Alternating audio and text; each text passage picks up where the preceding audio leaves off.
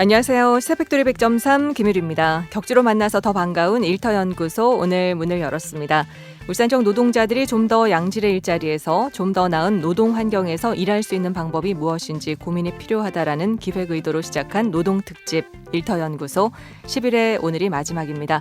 원래는 9회로 방송을 기획했지만 청취자 여러분들의 열렬한 반응으로 두 번에 걸쳐 앙코르 방송을 마련했죠. 지난 시간에는 산업재해와 관련해서 방송 내용들을 정리했는데요. 오늘은 직업성 질환과 노동 필수 상식에 대해서 다시 짚어보겠습니다. 지금 바로 함께 하시죠.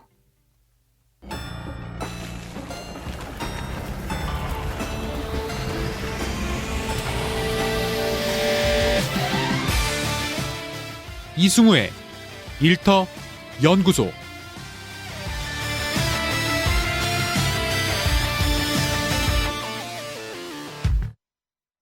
네, 이승우 소장님 안녕하세요. 어서 오세요. 이양열 노무사님 안녕하세요. 안녕하세요. 안녕하십니까 청취자 여러분, 마지막 방송이네요. 이승우 소장입니다.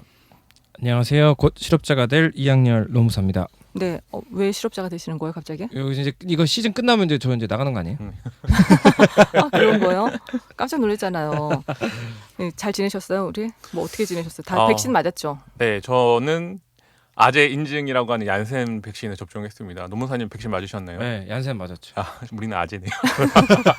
그러면 아스트라제네카 맞은 사람 뭐예요? 아, 죄송합니다. 네. 본의 아니게. 불쾌하네. 지난 시간에는 산재 관련 내용을 되짚었었는데 오늘은 직업성 질환과 노동 상식을 좀 다시 짚어보죠. 네. 저는 정말 직업성암 이걸 다시 좀 깊게 짚어봐야 된다고 보는데요. 암 환자 비율 울산 가장 높아 직업성암 전수조사 필요 제목으로 지난 3월 17일에 방송을 했었어요. 저도 자료를 준비하면서 정말 좀 충격을 많이 받았었는데요. 네. 국립환경과학원이 국가산업단지 인근 주민의 암 발생률을 조사해가지고 이 결과를 발표를 했는데요. 그게 내용이 좀 충격적이었습니다. 네. 결과를 보면 울산 지역 암 발생률이 전국 평균과 비교해서 남성은 1.61배, 여성은 1.33배로 그쵸. 가장 높게 나타났고요. 네, 가장 높았어요. 네네. 네. 나아가 그 중에 이제 호흡기 질환이라고 볼 수 있는 폐암 사망률은 울산이 전국에서 가장 높다고 그렇게 결과가 나왔었습니다. 네. 저는 이런 높은 암 발생률이 울산에서 이루어지는 산업과 무관하지 않다고 생각이 드는데요. 제가 울산 지역에서 직업성 암으로 산재 사건을 담당하는 건수도 타 지역 대비 높습니다. 제가 다른 지역에서도 노무사 활동을 하다가 울산 네. 지역에 왔는데요. 많아요. 다양한 암들이 많고 특히 폐암은 다른 지역 대비 많은 것 같습니다. 좀 자세히 좀 살펴보면 네. 조선업과 중공업 계열에서는 이제 각종 금속 분진이나 용접 작업이 많으니까 거기서 발생하는 용접 흉, 용접하면서 맞아요. 발생하는 가스들이거든요. 네. 이런 것들이 폐암을 유발시킬 수 있는 물질에 해당하고요. 그다음에 석유화학공단 이 운산에 있잖아요. 네. 여기는 각종 석유화학 제품에서 이제 발암 물질이 발생할 수 있습니다. 쉽게 발암 물질에 노출될 수 있는 환경이라고 볼 수 있죠. 거기다 이게 조선이나 석유화학 쪽에서 이제 배관 또는 파이프라고 하는데 네. 이거를 해체하고 수리하는 작업 과정에서 그 단열재, 이게 성면이 이게 함유되어 있는 단열재 같은 게 많이 있거든요. 이런 해체 작업과 설비 작업을 하신 분들이 그 특성상 선면에 노출될 가능성도 매우 높습니다. 하지만 이게 직업성 암이라는 것이 이게 발병할 때까지 잠복 기간이 길어서 그렇죠. 네. 스스로 이제 근로자분들이 이게 직업적으로 연관성이 있을까 생각하기는 쉽지 않습니다. 네. 그렇다 보니까 산재로 신청하는 건수 자체가 직업성 암이 많지가 않아요. 현재 신청 건수를 좀 통계를 봤더니 신청 건수가 많이 늘어서 289건까지는 왔다고 하더라도 네. 세계 보건기구 이게 선진국이죠. 네. 거기 있는 자료들을 좀 비추어 봤을 때에는 우리나라 기준으로 봤을 때 연간 9,600명 정도가 직업성 암에 걸린다고 봐야 하는데 네.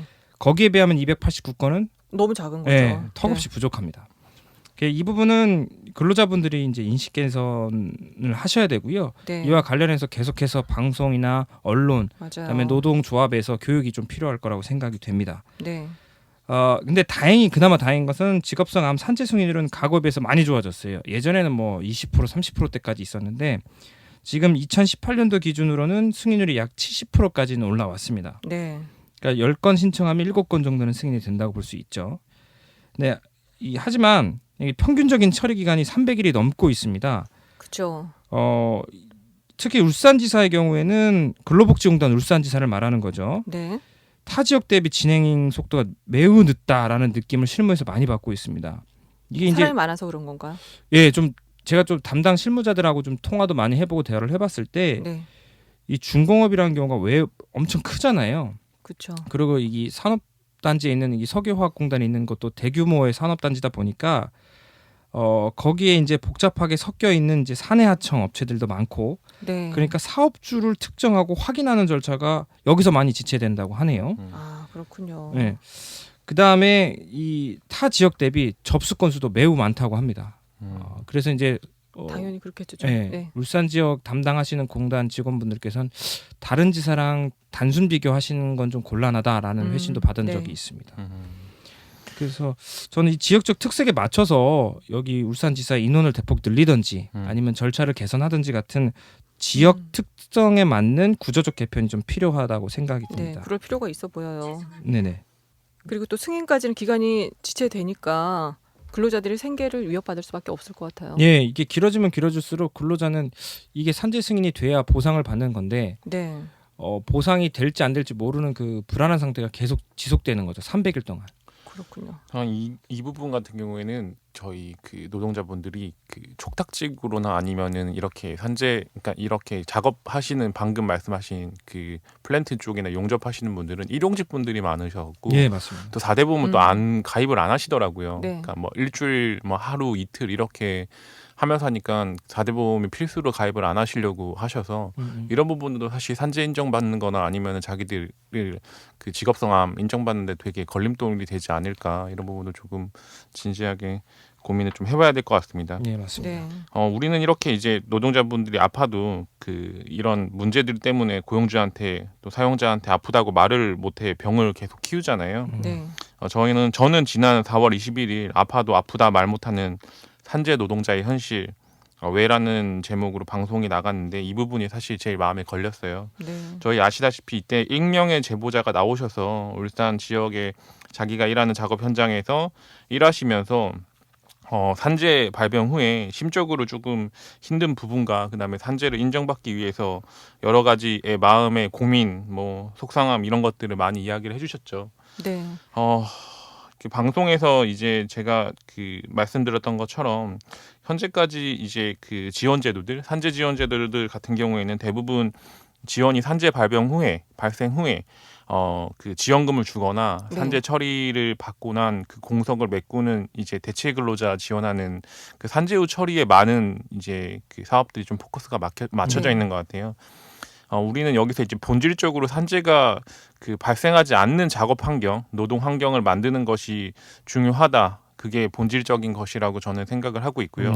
그 다음에 이제 직업성 질병 또 산재가 일어나지 않도록 노동자들의 건강권을 지원해주고 이에 맞춰서 질병을 예방할 수 있는 지원 사업 및 프로그램들을 지원해주는 게 제일 본질적으로 이 산재를 예방할 수 있는 문제를 해결할 수 있는 방안이지 않을까 지금도 생각을 하고 있습니다. 네.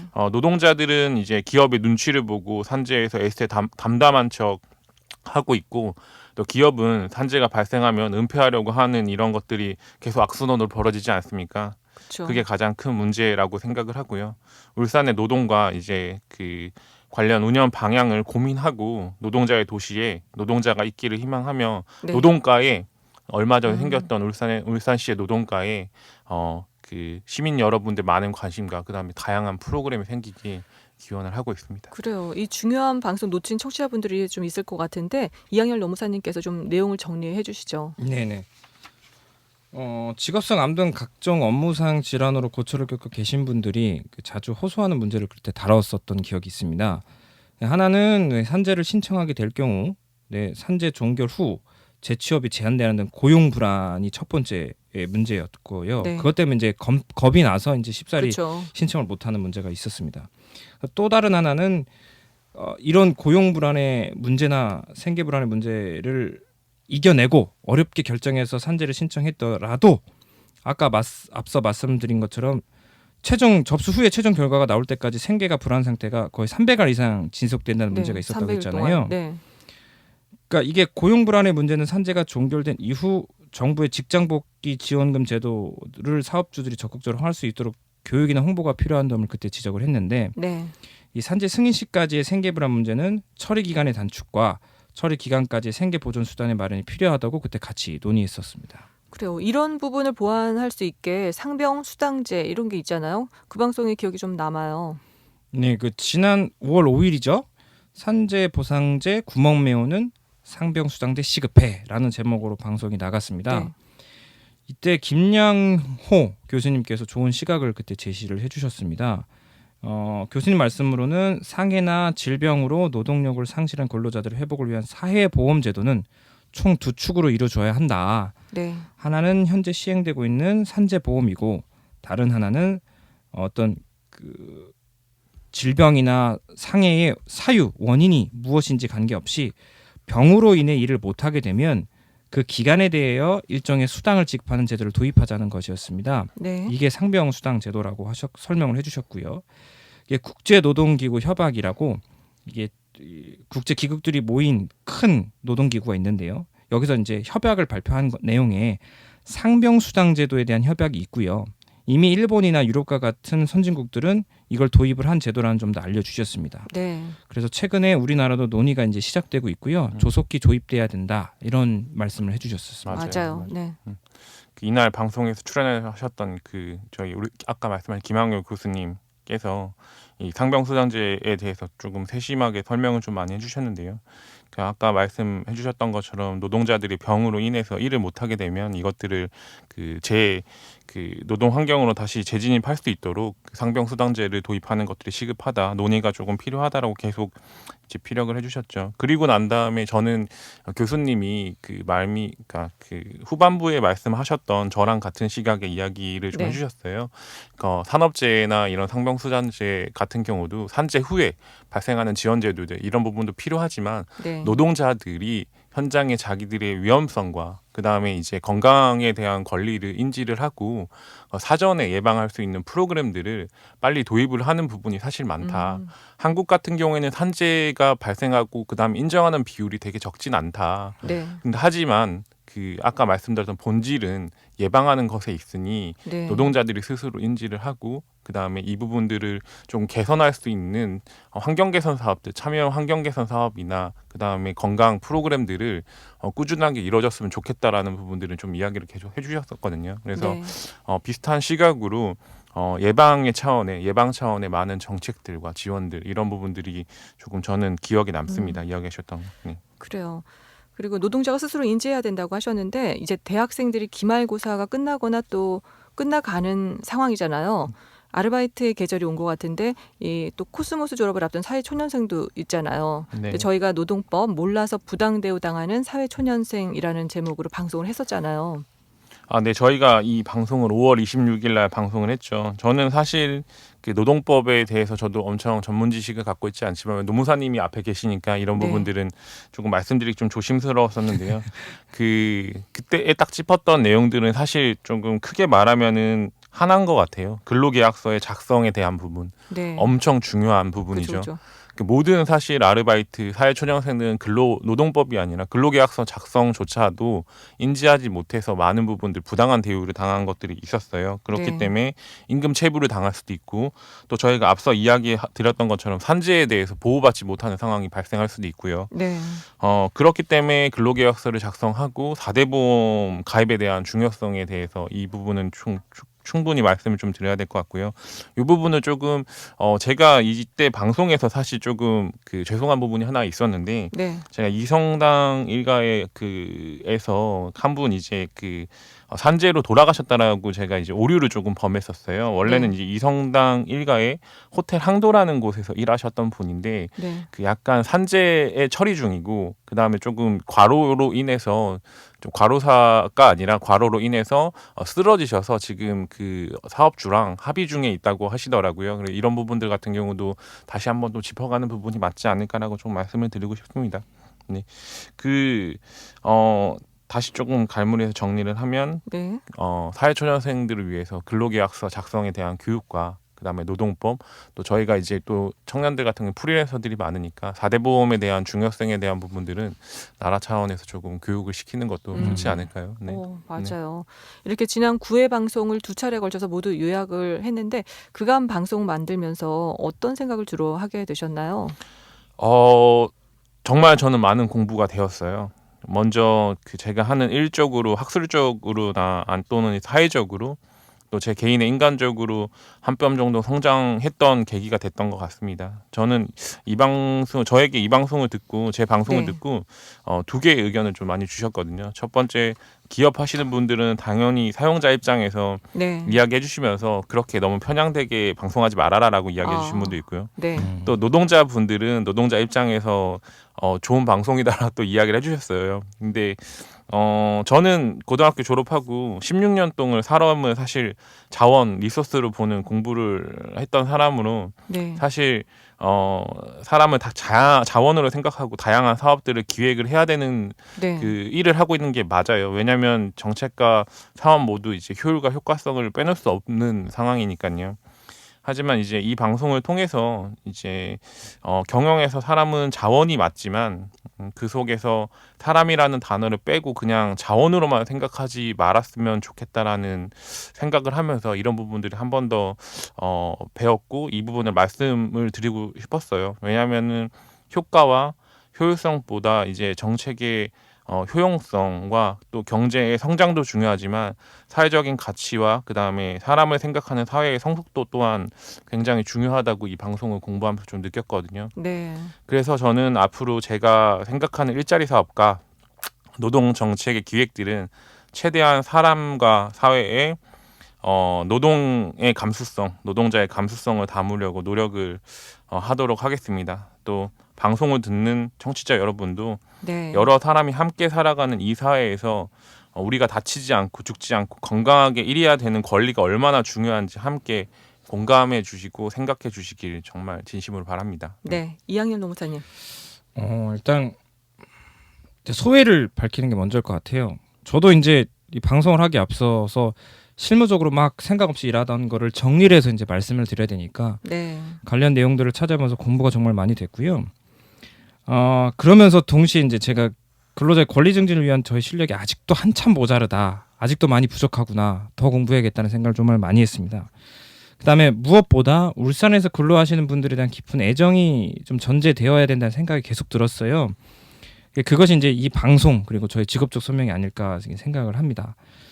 그리고 이제 첨언을 좀 더 하자면 이건 제 바람인데 혹시 또 이게 파일럿으로 더 이게 더 달면 네. 이 첫 번째 이제 직업성 질환에 대해서는 좀 많이 다뤘는데 생각해 보니까 사고성 재해에 대해서는 좀 생각보다 좀 많이 못 다뤘던 생각이 좀 들었어요. 네. 그래서 다음은 좀 사고성 재해를 좀 더 많이 다뤄보면 좀 어떨까라는 생각을 조심스럽게 PD님께 말씀드려보고요.